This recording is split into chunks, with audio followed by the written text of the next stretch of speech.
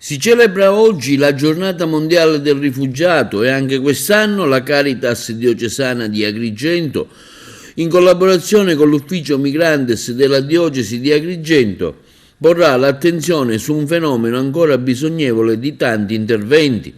L'evento ha come obiettivo quello di sensibilizzare la comunità tutta a un concetto di accoglienza più ampio, prendendo spunto dal decennale della visita di Papa Francesco a Lampedusa e dall'esortazione lanciata in quell'occasione al considerare le persone migranti come fratelli. Utilizzando la metodologia della Human Library ci sarà l'opportunità di ascoltare le esperienze di chi in diversi ambiti ha toccato con mano le vite dei fratelli migranti e di chi a sua volta si è lasciato toccare dalle loro vite.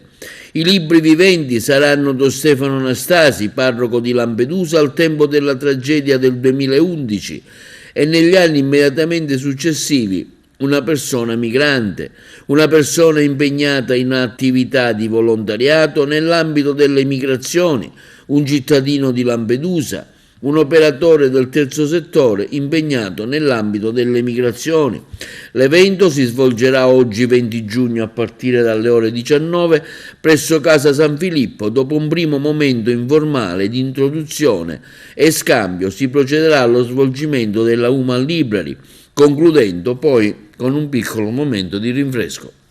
Abbiamo voluto dedicare una particolare attenzione a questa giornata attraverso un metodo che è quello della biblioteca vivente, che favorisce la narrazione delle esperienze, delle storie. Ci abbiamo voluto parlare di accoglienza dando spazio a chi su questa accoglienza gioca la propria vita, ai migranti, ai volontari, a persone che gestiscono l'accoglienza dei migranti ogni giorno sul nostro territorio. Per noi è importante partire dalle storie della gente, perché riteniamo che le storie abbiano davvero un universo da raccontare.